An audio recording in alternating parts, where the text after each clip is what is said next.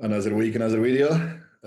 This week I want to follow up on what we talked about last previous weeks regarding of enzymes and training and whatnot. And this week I want to talk about importance of long-term planning. That's probably the best I can describe it, because more often than not we have uh, this notion that it's only 6 weeks or 12 weeks or whatever. Let's get ready for holiday. Let's get ready for wedding. Let's get ready for whatever the hell there is. But in reality, we live forever until we don't. So it's pretty important to plan a bit longer than just 1-2 months upfront. And for me personally, it's much easier if I got a client who commits to me for at least a year, tells me, hey, let's get to work. I'm going to hire you for at least 12 months. Then I can lay it out and it tells them exactly where they're going to end up. Whereas if it's just a few months, we can definitely improve some health metrics and all those kind of things. But the outcome might not be the most important things that we're going to get out of it, because every single season will affect them differently. Not just season of the year, but season of where they are in life. You know, maybe they are building up a family, maybe they are starting up a business, maybe they are extremely well established in everything and everything is running smoothly, and something just interrupts their kind of flow in the middle of all that. So long-term and let's say longer, slower approach is always way better. And one of the reasons why I can go on so many flights and trips and whatnot and come back and don't really have too much of a negative impact. I just did a little, let's say, it's not even a retreat, but I had to be taken out of my usual routine for 5 days where I didn't eat, didn't sleep, didn't train. And it did have negative effect of everything I do, but I accounted for it. And it took me a couple of days just get back into flow. So, and there will be a lot of other frequent interruptions is all this, but I already have accounted for that. And I know when will be longer period of time when I can do really, really, really focused and hard work on myself. So when these things come up again, I can relax and just enjoy the time being in the moment. So do you want to open up that how do you even design something long term? What to look for? What are the core principles? What would you look in for? You know, we hear these terms: intensity, progressive overload, frequency, volume, so on and so forth. Do they matter the same throughout the year? If yes, Yeah, no. I would say they all matter, and throughout the year, it's going to depend on your goal, right? So, this concept that you're talking about of long-term planning, it starts with the basics of what we've talked about, right? Knowing your starting point, knowing where are you and where do you want to go are the two things that you have to figure out. You cannot just start a program without those two things. I mean, you can start a program whenever you want, but I don't start a program with somebody unless I know those two things. Who are you? Where are you currently at? And where are we trying to get to, right? And then that starts to paint some horizons as far as like timelines of expectations and things of that nature. So we could basically talk in circles about all of these types of things. So I think the easiest way to kind of show people things that they need to be talking about is kind of like with a client of mine that I designed a program, and I designed right from start to finish the whole thing. Right, what is he going to eat? What is he going to do? How is he going to train? And so I'm just going to explain the onboarding process for him was as follows. He contacted me in May, 1st of May. Okay. So it's springtime, right? Springtime. So immediately I note that, hey, there's going to be stronger sun, there's going to be longer days, etc., that type of thing. And none of that really plays a role the moment he contacts me. But then he tells me, okay, I want to increase my vertical, right? I play basketball for fun on the weekends and stuff like that. And I want to have a 30, the number really doesn't matter, but it was a substantial gain in his vertical, right? 10 inches. He wanted to put 10 inches on his vertical, right? And this is not a tall person or anything like that. He's normal size, 8'9", and wants to have a 10-inch higher vertical. So I take in some of his information, right? He's average body weight, about 175 pounds.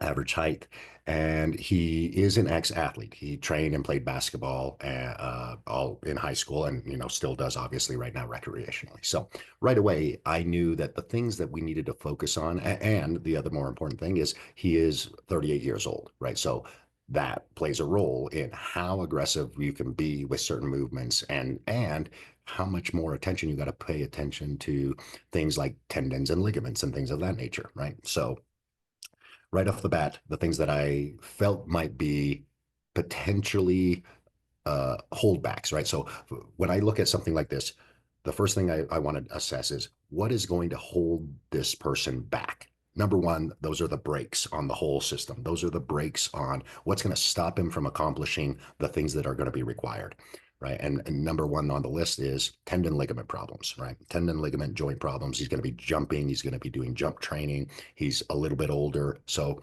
those are the systems we want to make more robust. So in his particular case, we did end up using growth hormone, right? Growth hormone for tendon ligament support. Nothing super aggressive, 2 units Monday through Friday. And uh, strategic use of certain anabolics like Winstrol. We know that Winstrol does very, very good for stiffening up tendons and ligaments. Taking it too much may make them too stiff, but we wanted to proactively change how those mesh together. So strategic use of like 6 weeks through each of his training blocks. He was going to have 4 phases, or he had four phases of training. Each one of his training blocks, which were about 6 weeks long, ended with 3 weeks of Winstrol use. Again, nothing super aggressive, just kind of like our enzyme talk that we talked about last week.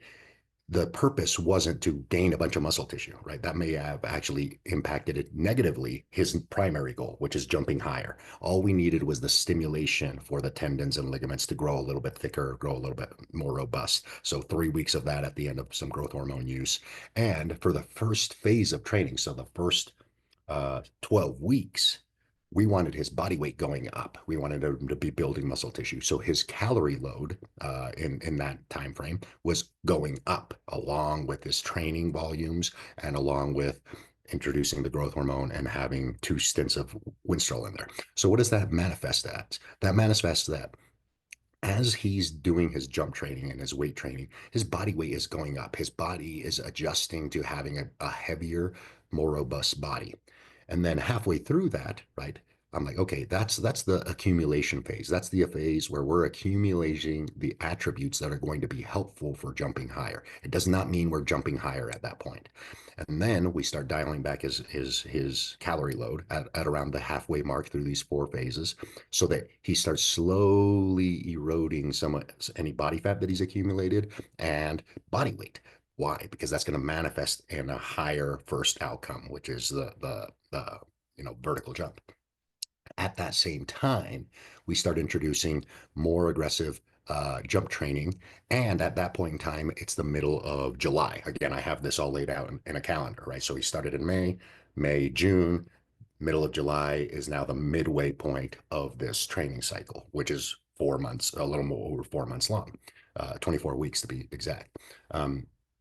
At that point in time, we start tanning his calves. This is the performance phase, right? We got the accumulation phase. Now the performance phase starts to take place, which means reduced training load, more aggressive jump training. And on top of that, we want better recovery capabilities and more dopamine production so that we can fire motor units more precisely, right? Part of jumping or firing all of your energy at once is coordination, right? If you do not coordinate all muscle fibers correctly, you're going to mess out on some power and some acceleration. So what dictates motor unit coordination? Obviously practice. We all kind of know that. But another thing that does that is having the right neurotransmitters active. Dopamine, for example, is going to be huge for motor pattern recognition and motor unit firing, right? And I'm not talking about dopamine in your head. I'm talking about dopamine at the local muscle tissue. In this specific case, we can narrow it down to your lower legs, right? Your calves, your ankles, the hamstrings, and the quads, all coordinating together to give you the most robust, explosive jump that you can get. And so he would do a tanning session every other day. Just on his legs, right? He obviously he probably tanned the rest of his body. He didn't want to look weird, but the thing that needed to get tanned was back of calves, hamstrings, and what he started to notice is tendons and ligaments started to feel even more robust, even more than the previous part of the training cycle. And the reason for that is threefold. Growth hormone at that point in time is just barely starting to kind of manifest its long-term effects on tendons and ligaments. His body weight is going down now instead of going up. So now it's less impactful every time. And there's the tanning going on where dopamine production is being elevated. So he's feeling more crisp with his movements. And at the same time, I'm having it, it is July. So it is sun that he's using to tan his body, not a synthetic tanning bed, which means he's getting accelerated infrared light recovery, which helps with tendons and ligaments being hydrated. All of that adds up to periodize correctly, right? What I have set up there is a correct periodization for maximum performance by doing certain things at the front and letting them culminate at the middle and then starting to literally do the opposite of what we were doing at the front so that we can manifest more performance. Um, Other things that were implemented in that were things like making sure that we take care of the opposite muscles of the jump training, right? The jump training is going to be the dominant part in most of that performance phase. That's going to be basically firing the calves in one direction, firing the quads in one direction. So we implemented a lot of backward sled drags, a lot of tibialis raises, a lot of single-legged assisted like tendon ligament work, so that we didn't become an overuse case, right? So those started to become at the beginning of the phase. Let me rephrase that. Beginning of the phase, jump training, moderate level, lots of weight training, so that we can gain muscle tissue and become more robust.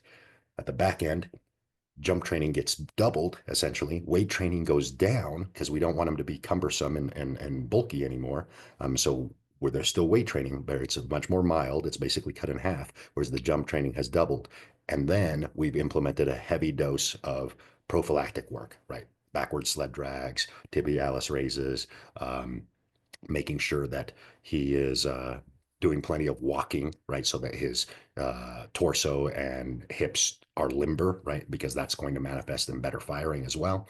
And so that is how I go through designing a proper program for somebody like now everybody's going to be interested in like, what did the jump, what were the specific exercises that we were doing? And honestly, all the jumping that you can imagine, jumping from one leg, jumping from two legs, jumping from a box down and up. The reason for that is you want to learn to jump in so many different ways. If your goal is to jump higher, right? You want to be able to jump in your sleep, right? That's essentially what you would. So the It training, sounds like it was more like sport specific. You don't just jump. You need to be able to jump from whenever. that's right. That's right. So that you just got to be creative with that type of stuff, right? Like really comprehend that jumping, getting a higher vertical, involves just the ability to jump whenever the heck you want from any position at the maximum degree. When you get to that point, you're going to have your body's maximal capability of whatever you're designing in terms of that jump, right? So it does no real good to go into the specifics of the training because it was individual to him, right? Let me see if I can summary of what you just said, because it feels like this is something that might not be applicable for somebody who is in aesthetic-based outcome training. So you were basically talking about three different phases, and first phase was pretty much muscle building tissue for potential to be stronger, more explosive. Then the second part, correct me if I'm wrong, just what I hear, is that it was technical work, making sure that technique is there, that they are efficient in what they do. And the third phase was making sure that it's literally engraved in them. And that's it. That's their new persona, kind of, it's not that you are training them anymore, but they are there and they can maintain it without sustaining too much inflammation that's caused from really pushing yourself into that new phase. Yeah, yeah, exactly. And I actually kind of like what you said there. At the end, you are manifesting the persona that they wanted to become, right? This guy wanted to jump 10 inches higher, right? When you get to the point where you can jump 10 inches higher, you are a different person. You are literally the person that can now jump 10 inches higher. That's going to manifest differently. You're going to carry yourself differently. You're going to essentially be top dog when he went, this is for, obvious for selfish reasons for him, which is, everybody's goal anyway, which was, I want to be able to go out and play basketball on the weekends and jump and dunk and play above the rim with everybody else. And next thing you know, he's getting to the performance phase, and that's manifesting on the court. His personality as a player is changing because you are now manifesting that personality in fulfillment, right? So it is not just physical training, it becomes mental training at the end, right? At the end, it is a mental and physical manifestation of all the work that you put in. I've got a couple questions. So how would this change for somebody who's hypertrophy based or aesthetics based? I'm going to put them both in the same place Mhm. because Mhm. you want to be hypermuscular and you want to look good. You don't want to just be hypermuscular and look like some of those Mexican idiots who just inject oil in their arms and look like, I don't Yeah, even you don't want to look like know that. what they look like. So how does that differ there? And how long are the training blocks? Do they differ for different outcomes? Let's say strengths, hypertrophy, sport specific performance. How do you look into So that? yeah, let's address that question first, because maybe, a lot of people kind of get caught up in that. And the thing is, um, some of this varies upon where you live, right? Some of it will vary upon where you live. How long are your seasons, right? For most people in the Northern Hemisphere, it's going to be usually right around 8 to 12 weeks is a good time frame for a specific phase, if you want to call it that, right? Not necessarily you get to your goal in 12 weeks, but that's usually a good time frame where you kind of know what your day-to-day activities are going to be able to be manipulated and how they're going to be manipulated. For example, right? You mentioned hypertrophy based and physique oriented people. Like in the wintertime, the months between November right now and January, you're going to be indoors a lot more, right? That's just everybody in the northern. It's unavoidable, right? Like I'm not trying to say, go outside and get cold. That's for circadian rhythm purposes and things of that nature. But it also yields some very unique opportunities. So I'm going to kind of highlight these, right? Number one, because you're indoors a lot more, you're going to manifest an energy deficit, right? Because unless you happen to live somewhere where they're still using incandescent light bulbs and high pressure sodium light bulbs, more than likely you're indoors with LED lighting, right? As much as we've talked about how these are all detrimental and they ruin circadian functioning, they still do that. But they have one unique characteristic: they make people bigger. They make people bigger, right? If you're not exercising and just eating a bunch of junk, the bigness comes in fat. If you are taking anabolics, if you're eating very well balanced, high protein, high quality food, and training hard, guess what it's going to do? It's going to allow for bigger muscles. So it's the time where I would say you want to really focus on uh, building up not necessarily volume, but your tolerance to weight training, right? Like your ability to go in and smash weights in the medium rep range, and really that grind, kind of like Dorian Yates style. I know he's known for like really low volume training. It wasn't that low a volume. That's not that low a volume.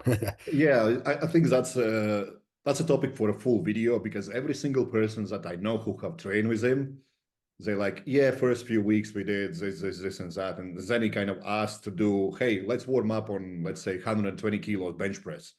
And Yeah, then to be honest, like only so many weeks you can tolerate that if you have not had the backgrounds that he had. He started that kind of training extremely early in his life. yeah, But that's also why he had to retire so early in his life because he just completely destroyed his body. It yeah, gave him extremely good results, yeah. but it was not sustainable. Right. And so I this see guys in their 30s, 40s now trying to do that. And I'm like, dude, you've never lifted weight in your life. That's one way road to failure. Yeah, yeah. And so wintertime allows for less volume, more weight on the bar, but not to the point of a power lifter, but just generally you want to put more tension on the body at that time of the year, as long as you're doing other things periodized in there, right? So for example, cold exposure, right? That's going to reduce inflammation. That's going to help joint integrity and things of that nature. It's for free in the winter time, right? So it kind of dovetails in, hey, you get a little bit cold before a training session and after a training session. Yes, I know that there are studies that show that I'm not talking about cold water immersion. I'm not talking about that. I'm talking about just experiencing cold at the skin, which in turn modulates the immune system, right? That's what I'm talking about. I'm not talking about freezing your body in a cold plunge, just eliciting a 55-degree Fahrenheit or less stimulus at the skin level so that the immune system gets modulated correctly and inflammation gets dissipated. That's what I'm talking about when I say that. So if you implement a little bit of cold exposure with uh, with the training that you're going to be doing, that's going to allow for a slightly better hypertrophy response.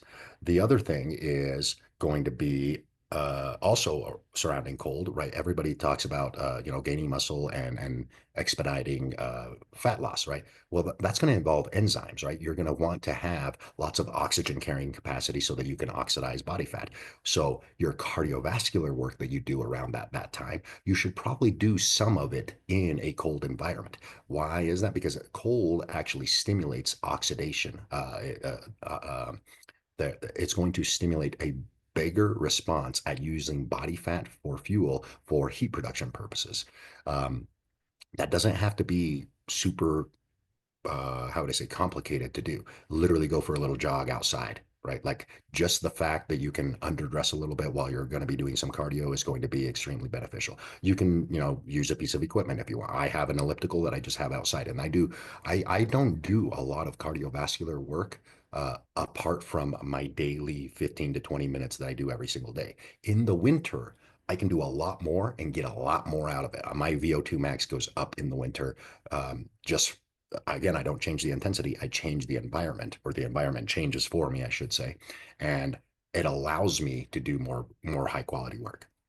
I'm literally trying to find where Dorian Yates had put just a couple months ago, where he was always doing cardio all year round. Mm-hmm.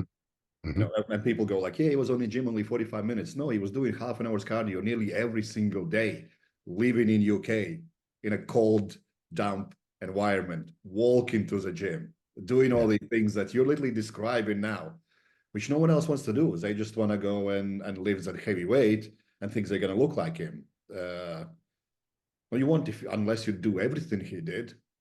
You won't even Correct. Right. post that. Because, and again, there's genetics. You're not going to look exactly like him, but are you going to get really good results by periodizing, kind of like what I said, right? So wintertime UK or wintertime Northern Hemisphere, doesn't really matter. You lift a little bit heavier. You make sure that your volume is in check for the amount of work that you're doing. You start doing your cardiovascular work outside or in a cold environment. You get cold frequently throughout the day to make sure that you keep inflammation in check. And because the environment is more indoors, you're going to be losing energy. What does that mean? That means that your body's going to respond by making you bigger. This is a known thing. Bigger animals retain heat better. This is a biological response to being cold. You get bigger as long as you're feeding it correctly. And by knowing that, that means that your food is probably going to be higher in the winter than in the summertime, because in order to facilitate this growth. So that goes into the periodization program, right? Hey, in the winter, I need more food than I can account for in the summertime. So check one, right? What are you doing with your diet at that time? If this is it, you need more food. That needs to be balanced to make sure you're not gaining much body fat and still fueling muscle building processes. That's one of those things that you just kind of do, right? Like I can't tell you a number because it's going to be different for everybody, right? But it's not hard to track. You track your food, you track your body weight, you track some measurements. Are you eating enough food, right? That can be answered within 2 or 3 weeks. And then you start this level of consistency with cardiovascular work and cold exposure along with your training, like kind of on the backside, right? Separate. You can make it separate or you can make it together, right? And that is a great plan November through February, right? What is that? 1, 2, 3, 4 months, right? So right in there, you're looking at 12 to 16 weeks. That's a good phase one for a uh, physique oriented person, right? And then March comes around, that's springtime. What's going to be coming around at that point in time? A lot more UV light, a lot more infrared. You're going to, the days are going to start getting longer. So at that point in time, what I would suggest is a small washout period, maybe 2, 3 weeks, where what you do is you rest. You rest and you get outside as much as possible, especially in the middle of the day, to start inducing more UVA light stimulation on your skin. What is that going to do? That's going to stimulate POMC to make more melanin. Now, at first, most people are just saying, okay, well, that's for tanning. Yes, it's for tanning. Yes, you're going to start to develop some pigment on the surface. But what it's really going to do is it's going to start augmenting electrical activity at the nervous system level and at the internal organ level. That's going to allow you to recover even more in those 2 to 3 weeks from a mental aspect and from a physical aspect. You're going to come out more refreshed. So now you can attack another 16-week training block, slightly different because now we're going into spring and summertime. So now the days are longer. You're getting more infrared light, or at least the allowance for getting more infrared light is going up if you have the right lifestyle. And so now you start to shift towards more carbohydrate based volume of food, and you start increasing the volume, not necessarily lowering the weights, but lowering the weight that you're using by just using slightly higher reps, right? We're talking, going from repping at 8 rep range to repping in the 12 rep range. Nothing super drastic, but it allows for more volume almost instantly, right? So now you have more volume. You can eat more carbohydrates because you're going to digest them better now that you're getting more UV light. You're going to look better at the skin and feel better at the mental level in terms of how your physique looks. Because remember, at the end of this whole thing, you are manifesting a personality change, right? So that involves neurotransmitters. So you need to make sure that you're making neurotransmitters correctly so that dopamine is high when you're looking at yourself in the mirror and you're assessing your physique and things of that nature. It's a feedback mechanism that allows you to keep going and driving forward. That's going to be heavily influenced, and you're going to be able to influence it a lot in the spring and summer by getting more UV light and essentially taking the time to tan the midsection and any body part that that you're wanting to bring up, right? Some people are going to be focusing on certain parts of their body that they just feel they need to bring up or want to be bigger for whatever reason, right? Those are the parts of the body that you're going to want to make sure get plenty of sunlight and get plenty of recovery capabilities, because infrared light is going to accelerate recovery capabilities. That allows you to train those body parts at a little bit faster pace, a little bit faster frequency and volume, right? So immediately when the season changes, you can see how the training starts to change a little bit because of some of the habits that you might be allowed to do because the days are longer and you're getting different frequencies of light. The training starts to automatically start shifting towards some of the other things. Some people will make the mistake of trying to do that type of training in the winter when you are less capable of recovering from as much volume and overuse injuries. That is a real thing. Most, and again, this is just from there's no scientific evidence of this other than all the clients that I work with and the years that I've been doing powerlifting. You tend to get more hurt when you're pushing volumes in the winter. It's just kind of blanket statement. It's sometime between November and February is probably when you're going to get hurt if you are blatantly driving up volume, driving up intensity, thinking that you're going to recover just fine. And that's where people go wrong. That's where it's more of, hey, keep the volume a little bit lower, be sensible with your loading, but make sure that it's intense enough that it's demanding, your presence. And then once spring comes around, that's when you start turning things up. That's when you start turning up the volume. That's when you start increasing the frequency of certain muscle groups that you might be bringing up at the same time that you're taking the time to allow them to recover through passive means like sunning yourself. And at that time, there's also the combination. It's a transition period. You can get a double situation there where in the morning and in the evening, you get cold exposure, no problem, because the days are still cold in the evening and the morning. So you're going to get some inflammatory responses that are dampening there. And on top of that, you're going to start to elicit more infrared light for ATP production and recovery purposes. It's a great time to start driving up volume and start driving up intensity if that's what's needed. And that will go from March until April, May, June, right? So that's another 4-month block there. That right there gets repeated again in the second half of the summer, if needed, right? And then starts to transition back to the lower volume training, slightly changing carbs for fats so the energy balance stays good, but digestion stays good. And that happens in the fall. So that's just the broad strokes of how I would change things for a physique or no, we'll just call it a physique athlete, right? As far as somebody who's caring about aesthetics primarily all the time, it basically looks like two phases, right? The winter slash less sunlight phase, and then the summer and spring slash more sunlight phase. But that is not, uh, you're using those to your advantage in two different ways: recovery and performance, right? I would say that's more of a like a traditional way, and correct me if I'm wrong, but I feel like for you this is not the most exciting approach. I believe you like to throw in some performance stuff in as well. So how would you go about that? Yeah, Yeah, yeah. So everyone so loves looking great, but we know muscle mass alone is not predictor of high quality of life unless it's that muscle mass is efficient. You yeah, need to be strong. The stronger you are, the better you're going to cope with life for longer. yeah. So what I just laid out is you could basically take any training program and adapt it to the bullet points that I just laid out, right? But on top of that, I also feel that most athletes need to be athletes, including athletes that care about aesthetics, right? And so, yes, I know that they don't care. I'm not necessarily talking about bodybuilding. I'm just talking, hey, you want to look really jacked. You want to carry plenty of muscle and be lean, but you also want to be able to sprint and run and jump and do all the things, with your family and kids and whatnot. So in that context, things that I would kind of pepper in probably in a separate time of the day, probably the afternoon, especially in the summertime, would be things like sprinting, jumping. It could be even, playing with your kids, that sort of stuff.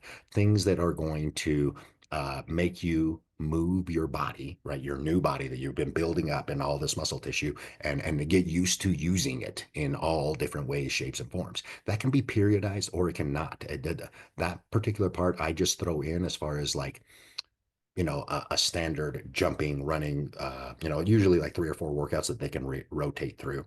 And that allows them to really start to drive kind of like the vertical jump that I just talked about, right? Jumping from all different angles from up high to down low, one leg, single leg, other leg, all of that type of stuff gets layered in a 20-minute session usually. And in the summertime, it's easy to do it basically daily, right? And that's going to be something that you can layer in and for performance benefits, right? In the winter time, I actually prefer something like, if you wanted to be really active, something like cross country skiing, right? Because what that's going to do is it's going to basically be like swimming plus cold exposure. In fact, we know this from cross country skiing that those are the people that have the biggest VO2 max out of all sports, including swimming. The reason for that is because they're doing all of their cardiovascular work in the cold. That augments essentially how the system, all the enzymatic processes involved with bringing oxygen into the tissues and oxidizing body fat. That would be incredibly valuable for somebody who is physique based because that's the whole point, right? Yes, you want to gain as much muscle tissue, but everybody looks better with less body fat, right? Like that's just what it is, right? Like if you look shredded and you're only 180 pounds, trust me, people think you look good. If you're 250 pounds but are fat, people don't think you look good, right? So at the end of the day, it is about optimizing your ability to burn body fat. And that's probably one of the most low hanging valuable things that could be integrated. Again, it doesn't have to be cross country skiing. That's why I use an elliptical. It's very similar and you can turn up the intensity and I just have it outside. But any variation of that type of thing, right? You can do jump roping outside. You can go for a jog outside. If you're big enough, that might not be super good on your joints. So that's why I choose an elliptical. It's one of those things. And like I said, if you are an adventurous type and you like to be outside, cross country skiing is very, very, very, very oxidative. And because you're doing it in the right environment, it's also going to be pro VO2 max and pro fatty acid oxidation. And that would be a performance benefit across the board. Anytime you can increase your aerobic capabilities, you're going to recover better from your muscle building. You're going to recover better from being stressed. You're going to recover better from flying, right? If you have a high VO2 max and a high capability of oxygenating yourself, flying has less impact than somebody who's not fit. So all of those, that particular one is probably one that not a lot of people will talk about, is cardiovascular fitness and your ability to oxygenate yourself is really high on the priority list. I always have this philosophy, like, don't be afraid to lose body weight to gain muscle mass. Because more often than not, people are so over focused on scale. Usually guys, I want to gain more muscle. And I'm like, dude, you're 40% body fat. You're not going to get anything. The inflammation that your body causes just by moving is just too intense. So lose that body fat, improve your ability to store glycogen in a muscle. You're going to grow way quicker when you strip down a little bit. But yeah, this is kind of insightful that a lot of people don't look into what you described about this washout period and whatnot. But more often than not, people are forced into it because they get injured. Because they push themselves so hard until they get injured, their body just says, we need a break. Before I let you go, because I'm mindful of your time, is going on a holiday between these phases a really good idea to increase ability to get ready for next training phase? Once you kind of max out, let's say, hypertrophy phase, and you want to go into more technical phase, would going away for like 7-10 days somewhere really sunny help to get ready and be in a much better place than just jumping straight into new training block? Yeah, absolutely. Absolutely. 100%. I would totally agree with that. You could get, depending on the time of the year, you could get away with not necessarily having to go somewhere, but just taking 10 days where you're going to dedicate yourself, that you're going to be just outside most of the time and relaxing, right? Obviously, that doesn't have to be at your house, but So if let's it's say summertime. book a log cabin, go there, Mhm. walk, Yeah. and go for a walk. Yeah, absolutely, absolutely there. And but if it's winter time or fall, right, fall time, and you're in the northern hemisphere, if you can swing it, yes, the optimal thing to do would be, hey, I'm going to take 14 days, and I'm going to go somewhere sunny. I'm just going to relax, and I'm going to get plenty of sunlight. I'm going to regenerate neurotransmitters. I'm going to start melanating myself again. And then when I get back, I'll be in a better mood mentally, and I'll be in a better place physically because I'll have dissipated almost all of that inflammation from the previous training block. The faster you can do that, the faster you can get back to work, right? But most people don't want to hear that you need a break before you can keep pushing. They think that you can just, oh, I'll just figure it out as I go, or I'll take more drugs. It doesn't work that way. It just never does. You need to let the body do what it does. And trust me, it does it incredibly well if you get out of the way and get yourself in the right environment. It doesn't take that long if all you're doing is dissipating training stress and mental stress, as long as you're in the right environment. Awesome, David. This has been really good. I appreciate your time, and I'll see you next video. Awesome. Thank you.